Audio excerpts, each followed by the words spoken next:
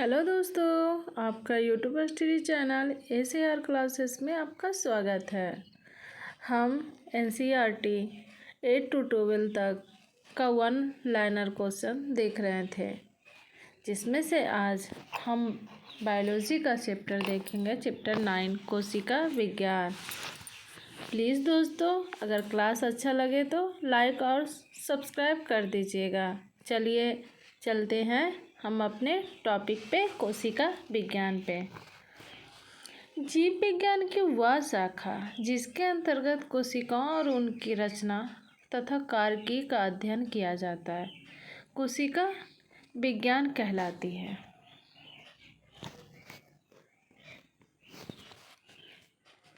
जीव विज्ञान की वह जिसके अंदर हम कोशिकाओं का अध्ययन करते हैं, कोशिका की रचना कैसे हुई, उसकी कार्य कैसे, आकार क्या है, उसका सब का अध्ययन हम कोशिका विज्ञान में करते हैं। उसी को हम क्या कहते हैं? कोशिका विज्ञान कहते हैं। कोशिका जीवों की जैविक क्रियाओं की एक रचनात्मक एवं यौगिक इकाई है हमारी कोशिका। जीवों की जैविक क्रियाओं की एक रचनात्मक एवं यौगिक इकाई है हमारी कोशिका, जो विशिष्ट प्रागमय कला से घिरी होती है। कोशिका किससे घिरी होती है? प्रागमय कला से घिरी होती है एवं उसमें प्राय स्वयं जनन की क्षमता होती है। कोशिका में क्या होता है? स्वयं जनन करने की क्षमता होती है। अब इससे रिलेटेड क्वेश्चन देखते हैं। क्वेश्चन है, जीवों की आधारभूत संरचनात्मक एवं क्रियात्मक इकाई कौन सी है? इसका सही होगा कोशिका सेल। सेल हमारी क्या है? जीवों की, हमारी जीव जो है, जंतु जो मानव है, वो उनका संरचनात्मक एवं क्रियात्मक इकाई हमारी क्या है? कोशिका है। नेक्स्ट क्वेश्चन देखते हैं। कोशा शब्द किस भाषा से लिया गया है? इसका सही होगा लैटिन भाषा से लिया गया है कोशा शब्द। कोशा का क्या अर्थ होता है? कोशा का अर्थ होता है सूक्ष्म कक्ष। नेक्स्ट क्वेश्चन है, केंद्रक पैतृक लक्षणों की वंशागति में भाग लेता है, यह कथन किसका था? इसका सही होगा स्ट्रासबर्गर का कथन था। नेक्स्ट क्वेश्चन है, सेल नाम किस जीव वैज्ञानिक ने सर्वप्रथम दिया था? इसका सही होगा रॉबर्ट हुक। नेक्स्ट क्वेश्चन है, मध्य पटल की रचना किसके द्वारा होती है? इसका सही होगा कैल्शियम एवं मैग्नीशियम के पैक्टस से। नेक्स्ट क्वेश्चन है, कोशिका झिल्ली अर्थात प्लाज्मा झिल्ली की संरचना का यूनिट मेम्ब्रेन मॉडल किसने दिया था? इसका सही होगा रॉबर्टसन 1959 में दिया था। नेक्स्ट क्वेश्चन है, दो कोशिकाओं के कोशादर्भ साइटोप्लाज्म को जोड़ने वाली संरचना क्या कहलाती है? इसका सही होगा प्लाज्मोडेस्मेटा। नेक्स्ट क्वेश्चन देखते हैं दोस्तों।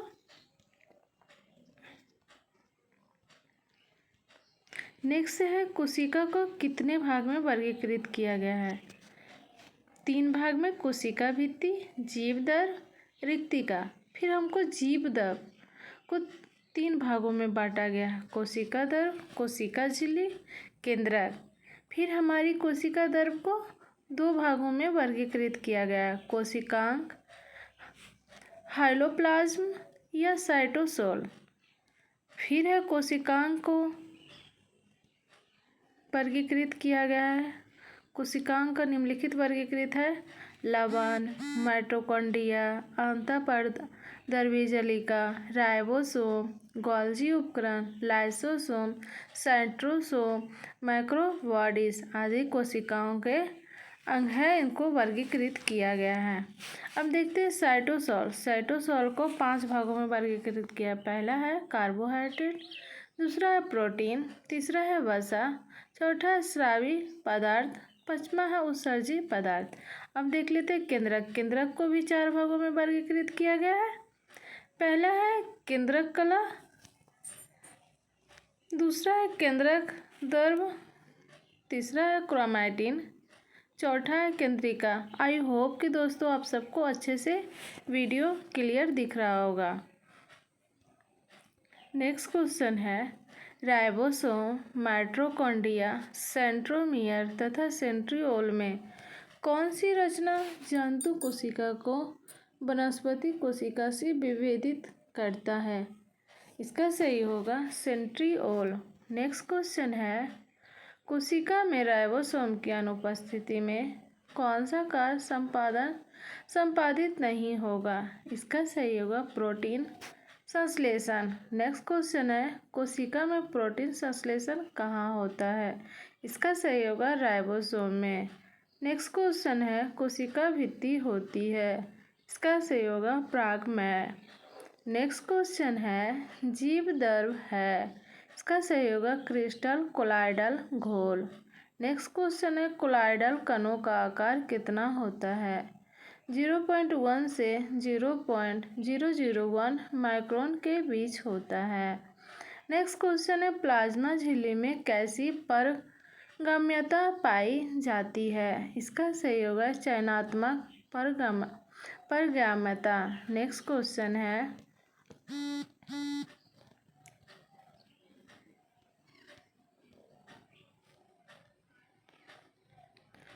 कोशिका को एक निश्चित रूप कौन प्रदान करती है? इसका सही होगा कोशिका भित्ति जो होती है वो कोशिका को एक निश्चित आकार प्रदान करती है। नेक्स्ट क्वेश्चन है पादप कोशिकाओं का सबसे बाहरी आवरण को क्या कहलाता है? इसका सही होगा कोशिका भित्ति जो होती है वो पादप कोशिका की सबसे बाहरी आवरण कहलाती है। कुछ इम्पॉर्टेंट एक्सप्लेनेशन देख लेते हैं। कोशिका भित्ति मुख्यतः सेलुलोज की बनी होती है। अगर हमारे कोई भी एग्जाम में पूछा जाए कि कोशिका भित्ति मुख्यतः किसकी बनी होती है तो हम जवाब देंगे कि सेलुलोज की बनी होती है या परागमय होती है।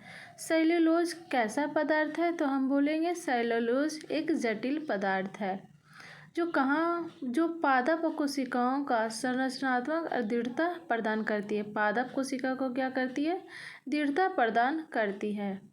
इसके कारण ही कोशिका भित्ति कड़ी या निर्जीव होती है। इसी कारण कोशिका भित्ति कड़ी तथा निर्जीव होती है। कोशिका की रक्षा करती है। इस क्वेश्चन देखते हैं। कोशिका द्रव्य में उपस्थित महीन शाखित झिल्लीदार और अनियमित नलिकाओं का बना जाल क्या कहलाता है? इसका सही होगा अंतःपर्धार्वी झिल्लिका। नेक्स्ट क्वेश्चन है राइबोसोम के दोनों सब यूनिट्स के आपस में जुड़ने हेतु आवश्यक होता है। इसका सही होगा मैग्नीशियम प्लस आयन की। नेक्स्ट क्वेश्चन है पॉलीराइबोसोम का निर्माण होता है। इसका सही होगा प्रोटीन संश्लेषण के समय। नेक्स्ट क्वेश्चन है प्रयोगशाला में राइबोसोम का संश्लेषण सर्वप्रथम किसने किया था? इसका सही होगा नोमुरा ने। नेक्स्ट क्वेश्चन है जीवाणु में किस प्रकार के राइबोसोम पाए जाते हैं? इसका सही होगा 70S राइबोसोम्स पाए जाते हैं जीवाणु में। नेक्स्ट क्वेश्चन है साइटोस्केलेटन की नलिकाओं के रूपांतरण में कौन से आयंस महत्वपूर्ण होते हैं?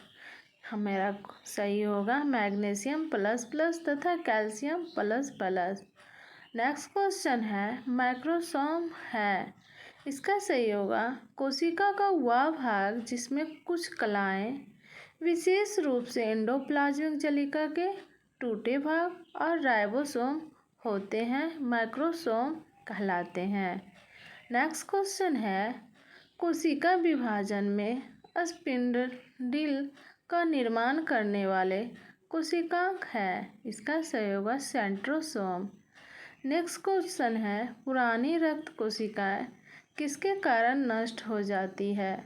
इसका सही होगा लाइसोसोम के द्वारा पुरानी रक्त कोशिकाएं नष्ट हो जाती है। नेक्स्ट क्वेश्चन है वो कोशिकांग जो नष्ट होकर कैंसर के निर्माण में मदद करता है वह कहलाता है। इसका सही होगा लाइसोसोम। लाइसोसोम पाए जाते हैं। इसका सहयोगा मुख्यतः एंजाइम अभिक्रियाएं करने वाली जंतु कोशिकाओं में लाइसोसोम पाए जाते हैं। नेक्स्ट क्वेश्चन है, कोशिका के किस कोशिकांग की आत्महत्या की थैली कहा जाता है? इसका सहयोगा लाइसोसोम। प्लीज़ दोस्तों, वीडियो अच्छा लगे तो लाइक्स और सब्सक्राइब कर दीजिएगा और शेयर कर दीजिएगा अपने दोस्तों में, और कमेंट बॉक्स में कमेंट करिएगा कि नेक्स्ट वीडियो किस चैप्टर का लाएं। नेक्स्ट क्वेश्चन है, क्वाटम सोम कहाँ पाए जाते हैं? इसका सहयोगा प्रत्येक थाइलोक्वाइड की भित्ति पर। नेक्स्ट क्वेश्चन है, कोशिका जनन का सक्रिय स्थल कौन सा है? इसका सहयोगा माइटोकॉन्ड्रिया। नेक्स्ट क्वेश्चन है, ल्यूकोप्लास्ट मुख्यतः किसमें पाए जाते हैं? इसका सहयोगा जड़ों की कोशिकाओं में। नेक्स्ट क्वेश्चन है, फूलों और बीजों को विभिन्न प्रकार के आकर्षक रंग कौन प्रदान करता है? इसका सहयोगा क्रोमोप्लास्ट। नेक्स्ट क्वेश्चन है, कोशिका का ऊर्जा गृह पावर हाउस किसे को कहा जाता है? इसका सहयोगा माइटोकॉन्ड्रिया। नेक्स्ट क्वेश्चन है, क्वेश्चन नहीं है, थोड़ा सा कोशिका की खोज के बारे में एक्सप्लेनेशन है, इसे देख लेते हैं दोस्तों। कोशिका की खोज माइक्रोग्राफिया लंदन में 1665 में रॉबर्ट हुक द्वारा किए गए आवर्धक लेंस से माइन्यूटी का अध्ययन शरीर क्रिया की व्याख्या, अवलोकन तथा उसके बाद जांच पड़ताल जीव विज्ञान में बहुत ही महत्वपूर्ण है। पूछा जाएगा क्वेश्चन कि कोशिका का खोज किसने किया था, तो उसका उत्तर होगा रॉबर्ट हुक ने। कब किया था? 1665 ईस्वी में किया है। जो आज कोशिका विज्ञान का आकार बनाता है वह ऑब्जर्व 8 में कॉर्क या उसी की अन्य वस्तुओं की कोशिकाएं या छिद्र या कोष्ठ के अध्ययन का वर्णन है। जब आप नीचे दिए गए सारांश को पढ़ेंगे तो आपको पता चलेगा कि हुक ने कोशिका की खोज की थी। आगे हम बता चुके हैं कि कोशिका की खोज किसने की थी? रॉबर्ट हुक ने। कब की थी? 1665 ईस्वी में। कोशिका की खोज आदिम यंत्रों, माध्यम, प्रकाश तथा घिसे या टूटे हुए लेंसों से की थी। मैंने एक टुकड़ा कॉर्क का लिया और उसे चाकू की सहायता से इतना पतला किया जितना रेजर होता है। मैंने इसका एक टुकड़ा लिया और इसे अधिक चिकना किया और फिर मैंने बड़े ध्यान से सूक्ष्मदर्शी में देखा।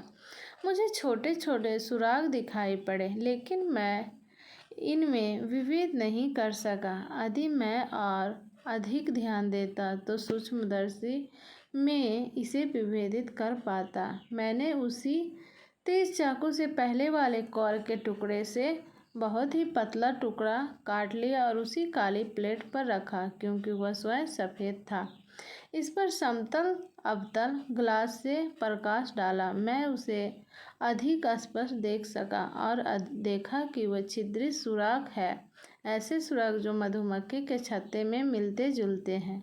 ये सुराग अथवा कोशिकाएं अधिक गहरे नहीं थे, बल्कि उनमें बहुत से छोटे छोटे डिब्बे थे जो किसी डायग्राम द्वारा लंबे सुराग से अलग थे।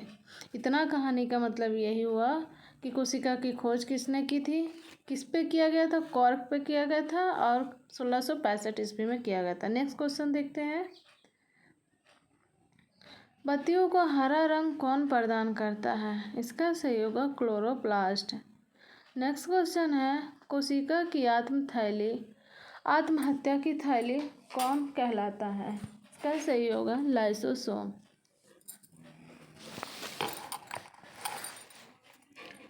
लाइसोसोम के बारे में कुछ एक्सप्लेनेशन देख लें। कोशिकीय अपचय में व्यवधान के कारण जब कोशिका क्षतिग्रस्त हो जाती है तो लाइसोसोम फट जाता है। हमारी कोशिका जब क्षतिग्रस्त हो जाती है तो हमारा लाइसोसोम क्या होता है? फट जाता है। इसमें मौजूद एंजाइम अपनी ही कोशिका को पाचित कर देती है। उसमें जो लाइसोसोम में मौजूद होती है एंजाइम, वो अपना ही पाचित कर लेते हैं, मतलब पाचन कर लेती है। इसके परिणाम स्वरूप कोशिका की मृत्यु हो जाती है। अतः इसे ही हम क्या कहते हैं? आत्महत्या की थैली भी कहा जाता है। नेक्स्ट क्वेश्चन है, लाइसोसोम में पाए जाने वाला वह एंजाइम जिनमें जीव द्रव्य को घुला देने या नष्ट कर देने की क्षमता होती है, क्या कहलाती है? इसका सहयोग है हाइड्रोलाइटिक एंजाइम। नेक्स्ट क्वेश्चन है, सेल कोशिका में 80% से अधिक पाए जाने वाला पदार्थ कौन सा है? इसका सहयोग है जल। कोशिकीय व आणविक जीव विज्ञान केंद्र कहाँ स्थित है? इसका सहयोग है हैदराबाद में। यदि माइटोकॉन्ड्रिया काम करना बंद कर दे तो कोशिका में कौन सा कार्य नहीं हो पाएगा? इसका सहयोग है भोजन का ऑक्सीकरण हमारे शरीर में नहीं हो पाएगा अगर माइटोकॉन्ड्रिया काम करना बंद कर दे कोशिका में। तो कौन सा सबसे बड़ा कोशिकांग है? इसका सहयोग है प्लास्टिड। कौन सा कोशिकांग प्रोटीन संश्लेषण में प्रमुख भूमिका निभाता है? इसका सहयोग एंडोप्लाज्मिक रेटिकुलम एवं राइबोसोम। नेक्स्ट क्वेश्चन है, अपरिपक्व फल पकने के बाद मुलायम हो जाते हैं। इसका सही होगा मध्य पटल मिडिल लामेला के खुलने के कारण। नेक्स्ट क्वेश्चन है, कौन सा अंगक प्रायः जंतु कोशिका में उपस्थित नहीं होता है? इसका सहयोग है लवक। लवक जो है जंतु कोशिका में उपस्थित नहीं होता है।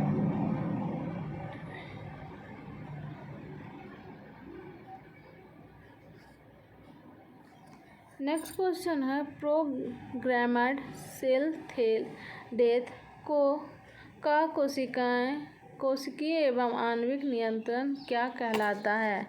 इसका सहयोग है एजिंग। नेक्स्ट क्वेश्चन है, लाइसोसोम क्या कार्य करते हैं? इसका सहयोग है अंतःकोशिकीय पाचन। नेक्स्ट क्वेश्चन है, कोशिका भित्ति सेल वॉल कैसी होती है? इसका सहयोग है प्रागमय। माइटोकॉन्ड्रिया का भित्ति बलन क्या कहलाता है? इसका सहयोग है क्रिस्टी।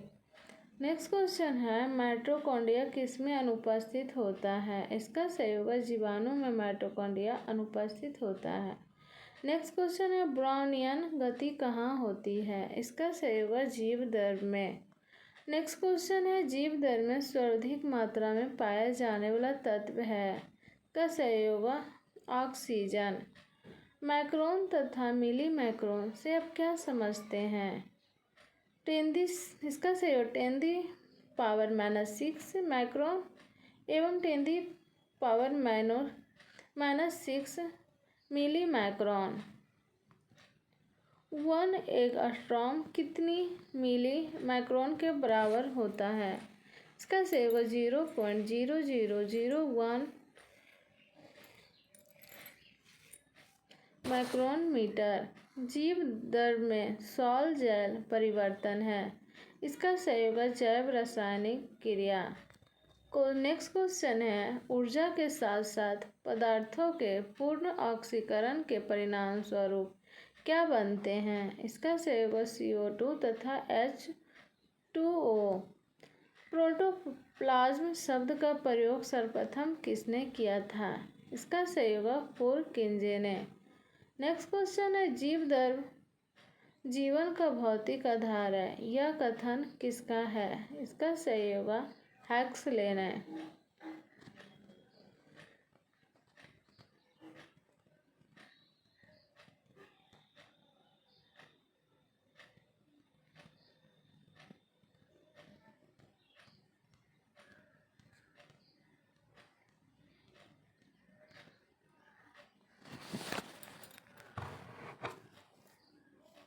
सेलुलोज के बारे में हम कल पढ़ेंगे। आज के लिए इतना ही। आप सब भी सेलुलोज के बारे में पढ़ के आइएगा। जय हिंद, जय भारत।